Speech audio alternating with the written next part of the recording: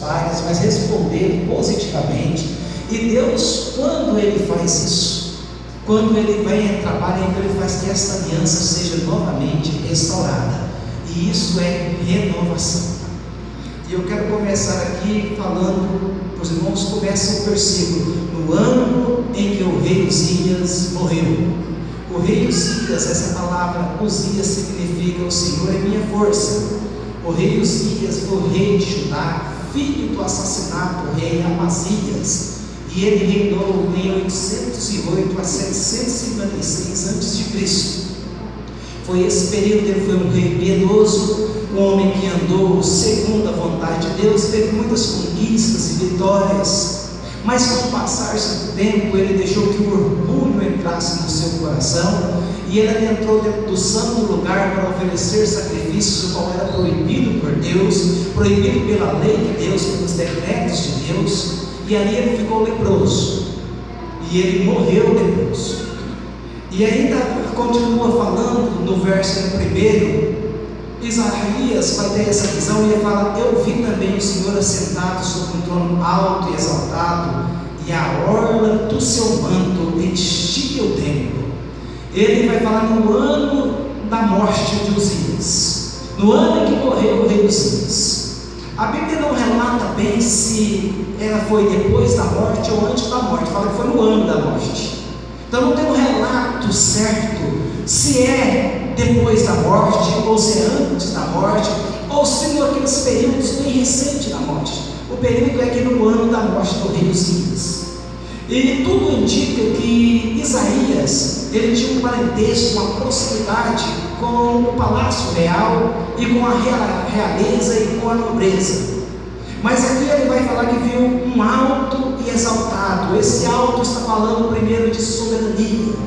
Ele começa a vislumbrar na sua visão a soberania de Deus, na sua plenitude, na alta onde Deus estava, onde Ele governa tudo, e fala também a exaltado, que é a magnificência de Deus, que é digno de ser adorado, digno de ser louvado. E ele começa então a ter essa visão. Nesse ano dessa morte, ele estava ali provavelmente no templo, no pátio do templo, e ele tem essa visão de Deus, essa visão da parte de Deus. E ainda no verso 2 fala que os serafins, e acima se voavam os serafins, e voavam, essa palavra serafins, que são esses seres celestiais, do qual a Bíblia descreve que tem 6 asas. Eles não são necessariamente um anjo, porque anjo não tem asas. E aqui fala que esses serafins têm 6 asas. E a palavra serafim significa ardentes, provavelmente algo reluzentes, que transmite brilho. E eles estavam ali transmitindo então a glória do Senhor.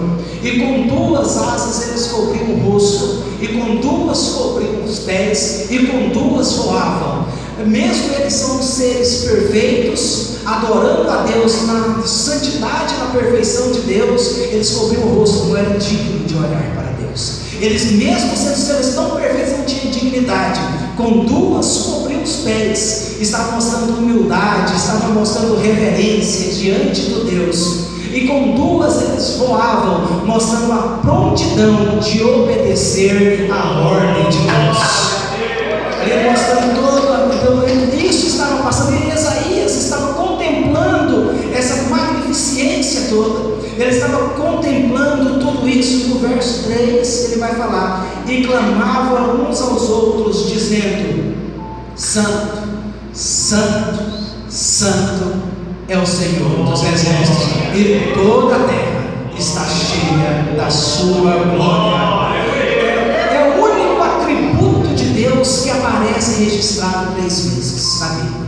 Nenhum outro atributo é falado da parte de Deus, que Deus fala que Ele é onisciente, onisciente, onisciente. Não fala que Deus é onipotente, onipotente, onipotente, que Ele é onividente, que Ele é transcendente, mas santo, Ele é repetido 3 vezes.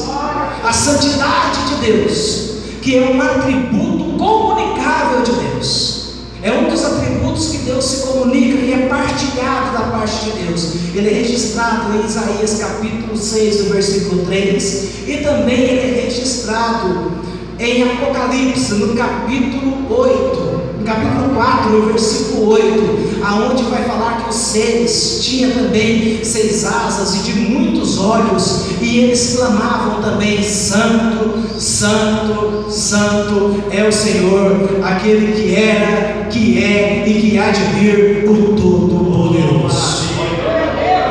E era exatamente sobre santidade, para se ter uma renovação, para ter uma vida renovada. É a primeira coisa que Deus trabalha, é na santificação. E é exatamente aonde Isaías está precisando ser restaurado a sua vida, fazer tudo na sua vida através da santificação. E no verso 4 ele vai falar: e os umbrais das portas se moveram com a voz do que clamava, e a casa se encheu de fumaça.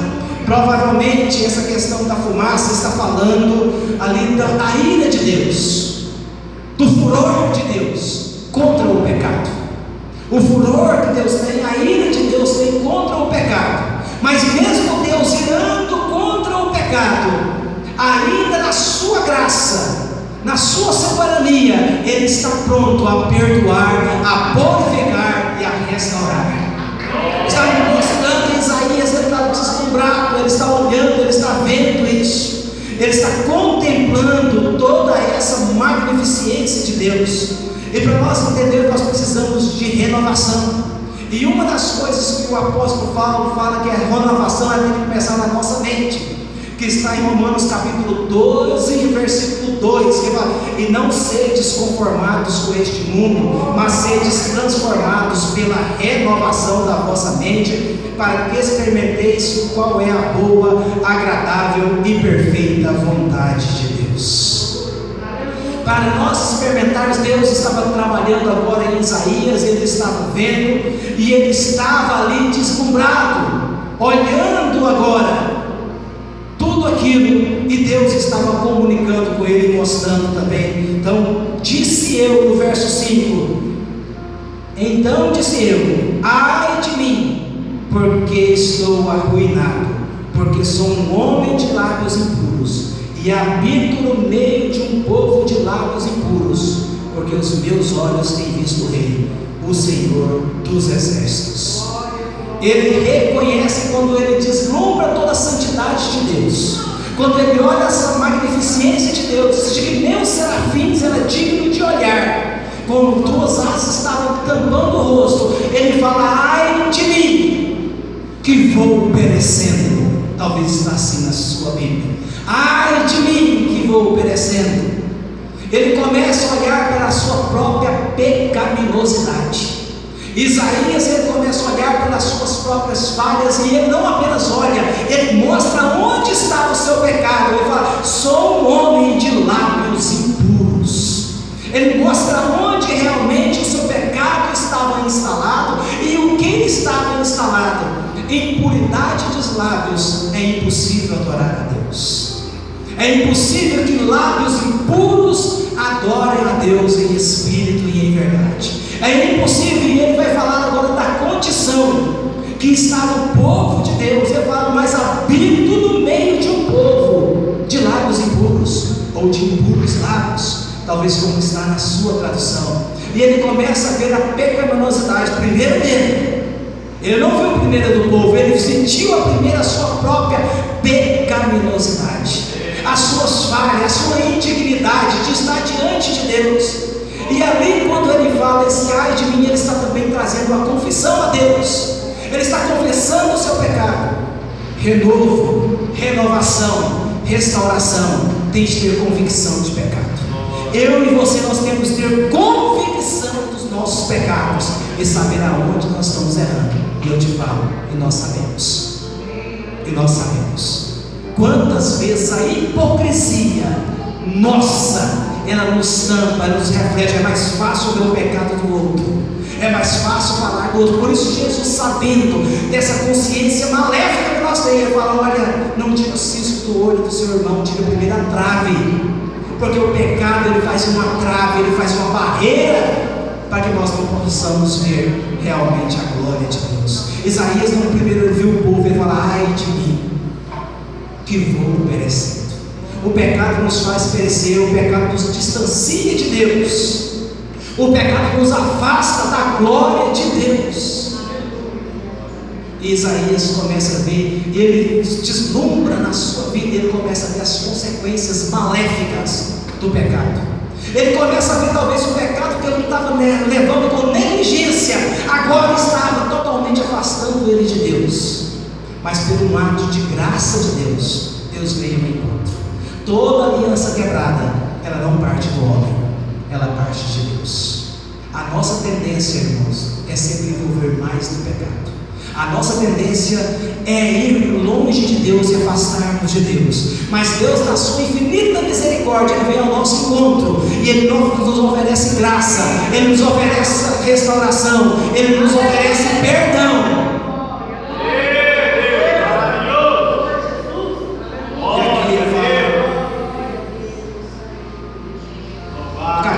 De Mateus, do verso 17 e 18, Jesus vai falar exatamente sobre essa pecaminosidade que sai dos nossos lábios. Quantas vezes nós somos crentes, mas temos palavras obscenas, piadas obscenas? Quantas vezes nós somos crentes, mas falamos mal do meu irmão, falamos mal do pastor, o pastor fala mal da igreja? Quantas vezes? Porque quando se fala do pecado, ele não pega uma classe de pessoas se isolando a outra. Deus nunca fez isso. Deus, todas as vezes que Ele chamou atenção, Ele chama a atenção de líderes, chama a atenção de povo, Ele chama todos ao seu conserto, porque todos falham, porque todos pecam, e porque todos precisam reconhecer os seus pecados e chegar diante de Deus com o coração quebrantado, com arrependimento, para ser por Deus restaurados. E ele reconhece, Jesus vai falar isso em Mateus capítulo 15, versos 17 e 18, ele fala: ainda não compreendeis que tudo que entra pela boca vai para o ventre e é lançado fora? Mas estas coisas que saem da boca, vêm do coração, elas contaminam o homem. O que contamina o homem é exatamente aquilo que está saindo da nossa boca, porque a Bíblia diz que elas procedem do nosso coração mau, do nosso coração obstinado, do nosso coração muitas vezes distanciado de Deus. Às vezes é fácil, por isso que Jesus ele falou a palavra hipócrita. Essa palavra hipócrita que Jesus usou, que nós não usamos, na verdade hipócrita é um ator, é alguém que apresenta uma peça, é um ator que está passando uma vida que não é dele, ele está apresentando. E tem muitos que vêm adorar, ele faz um teatro, ele se apresenta para as pessoas, mas é descortinado diante de Deus. E assim estava Isaías, assim estava o povo de Israel, assim estavam aquelas nações adjacentes. E ele vai vendo a sua pecaminosidade, a sua pequenez, a sua falibilidade, ele vai vendo a sua falta de temor, e ele fala essa palavra: ai de mim, porque ele viu duas coisas: a sua pecaminosidade, e viu também a ira de Deus sobre a fumaça que estava ali, sobre o pecado. Mas no verso 6, aqui ele continua: então voou um dos serafins em minha direção, tendo uma brasa viva em sua mão, a qual ele tinha tirado do altar com uma tenaz. E aqui quando ele viu o serafim, ele viu o ser celestial que veio da parte de Deus. Então restauração ela vem de cima, ela vem do alto, ela vem do céu. Ele disse que viu uma brasa viva, ele está falando de fogo, e um dos símbolos do Espírito de Deus é fogo. Fogo no sentido que ele purifica, que ele sara, que ele restaura, que ele refina, que ele transforma em pecados, agora em impureza. Uma vida pecaminosa é uma vida santificada. Alguém que está agora apresentando apenas um teatro, alguém que vai viver uma vida verdadeira. Ele disse que viu o serafim trazendo essa brasa viva do altar de Deus diante dele. Deus tem isso para mim e para você. Deus tem isso para mim e para você. A graça está nos oferecendo isso. A graça está nos oferecendo para nós enxergarmos a glória de Deus, a magnificência de Deus, enxergarmos a nossa pecaminosidade, as nossas falhas, as nossas hipocrisias, confessar os nossos pecados, ser por Ele perdoados e habilitados, logo depois para servir com integridade e com sinceridade. É o que Deus está falando, está trazendo para nós. E no verso 7 ele fala: e Ele tocou sobre a minha boca e disse: veja, isso tocou os teus lábios, a tua iniquidade é removida e teu pecado purificado. Agora ele recebeu da parte de Deus purificação, restauração, renovação. Ele foi renovado naquele instante. Em 2 Coríntios, no capítulo 5, o verso 17 fala: portanto, se algum homem está em Cristo, ele é uma nova criatura, as coisas velhas são passadas, e eis que todas as coisas se tornaram novas. Tudo se faz novo pelo poder de Deus, pela graça de Deus, que nos restaura. Ele nos dá uma novidade de vida, Ele nos dá capacidade para viver. Mas primeiro nós temos de reconhecer as nossas falibilidades. Nós temos de reconhecer isso diante de Deus. Deus não chamou Isaías que para ele olhar para os outros primeiro ele tinha de olhar para ele. Ele tinha de olhar para si mesmo. E Deus ia pôr ele como um profeta de Deus, como alguém levantado por Deus, alguém restaurado por Deus. E sempre nós temos de ter esses cuidados de trazer da nossa vida aquilo que Deus realmente está nos chamando. Trazer realmente para aquilo que Deus nos chamou. E Deus nos chamou para a santificação. Ser santo não é fácil para nenhum crente. Ser santo é renúncia. Ser santo nunca foi fácil. Jesus nunca falou que santidade seria uma coisa fácil. Ser santo é renunciar à nossa natureza, é renunciar aos nossos apetites, é renunciar à nossa língua, é renunciar aos nossos direitos em detrimento do outro. Ser santo é depender de Deus. Ser santo é ser purificado por Deus, é alcançado por Deus. Deus nem sempre é simples. No século 21, aonde nós estamos instalados um pensamento egoísta, humanista, individualista, ser santo é viver em santidade, é viver também para o outro, é pensar no outro antes de pensar em si mesmo. Isso está falando de santidade. E Jesus nunca falou que isso seria simples. Por isso que Ele falou: quem quiser vir após mim, tome a sua cruz, renuncie-se a si mesmo, siga-me. Jesus ele usa ali esse instrumento romano, a cruz, no qual ele foi morto por mim e por você, porque todas as pessoas que eram crucificadas naquela época pelo Império Romano, eles passavam com a cruz, como Jesus passou também. Aquilo era normal, eram todas as pessoas que tinham de ser crucificadas, eram daquele jeito. Aqueles dois ladrões também teve aquele mesmo cortejo, só não teve as mesmas aflições de Jesus, mas tem de levar a própria cruz. E todos que levavam, eles não voltavam mais, porque lá na cruz eles morreram. É isso que Jesus está falando: levar a nossa vida para ser crucificada a nossa velha natureza, para nós vivermos para Deus em novidade de vida. E no verso 8 fala: também eu ouvi a voz do Senhor dizendo: quem irei eu enviar? E quem irá por nós? Então disse eu: aqui estou eu, envia-me. Uma vez que nós somos restaurados, uma vez que nós somos purificados, que nós reconhecemos a nossa falibilidade, as nossas ineficiências, que nós não podemos fazer nada por nós mesmos, que nós não temos autoridade em nós, não temos poder em nós, reconhecemos a nossa pecaminosidade, uma vez renovados agora por Deus, sobre tudo isso, nós somos habilitados a trabalhar em prol do seu reino.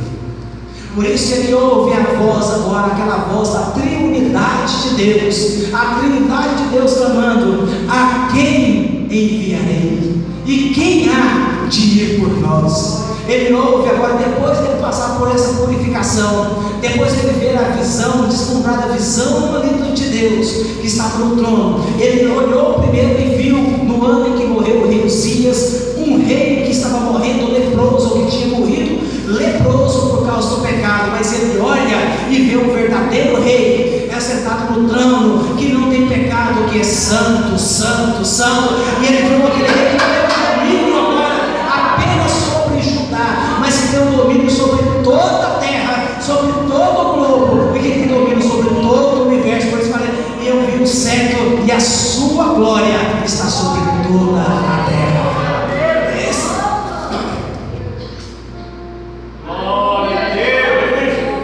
Esse é o verdadeiro Deus, esse é o verdadeiro rei. Reconheceu a sua pecaminosidade, veio a confissão dos seus pecados, aonde ele estava, veio a brasa viva de Deus, e agora ele está restaurado, agora ele está pronto para obedecer o chamado de Deus, para obedecer o ide de Deus. Deus não envia qualquer pessoa de qualquer maneira. Jesus, ele não foi pegando aqueles discípulos e ele enviou de qualquer maneira. Passaram 3 anos primeiro numa escola, um verdadeiro seminário com Jesus. Aprenderam muitas coisas com Jesus, aprenderam sobre humildade, renúncia, santidade, sobre a majestade, em primeiro lugar pelo reino de Deus. Aprenderam a deixar as suas vidas, os seus direitos, para entrar nos direitos de Deus, para ser revestidos com o poder do Espírito Santo lá em Jerusalém. E depois disso a Bíblia diz que Pedro, ele levanta no poder de Deus para pregar o Evangelho, quase 3.000 almas se rendem. Talvez nós podemos perguntar por que nós estamos pregando, pessoas não estão convertendo, porque está faltando poder na minha vida e na sua vida. E se falta poder é porque está faltando confissão de pecado, reconhecimento das nossas fragilidades, uma volta para Deus. Isaías não chamou nós para olharmos para o outro, mas para olhar para nós mesmos. E para depois olharmos umas vezes, nós olharmos para Deus e descobrir essa santidade de Deus e tudo que Deus fez e faz em nossa vida, nós sermos habilitados a trabalhar por Ele. E Deus falou: quem enviarei? E Ele prontamente falou: eis-me aqui. Agora ele estava pronto, ele estava renovado, ele estava restaurado, ele estava perdoado, ele estava pronto, estava purificado, ele podia ser enviado. E ele se torna, a partir daqui, chamado o profeta messiânico, o profeta que mais falou de Cristo Jesus. Quando nós somos habilitados, irmãos, o que vem na nossa vida é a vida de Cristo, como Paulo falou: não mais vivo eu, mas Cristo vive em mim. A vida que eu vivo na carne, vivo pela fé no Filho de Deus, o qual me amou e a si mesmo se entregou por mim.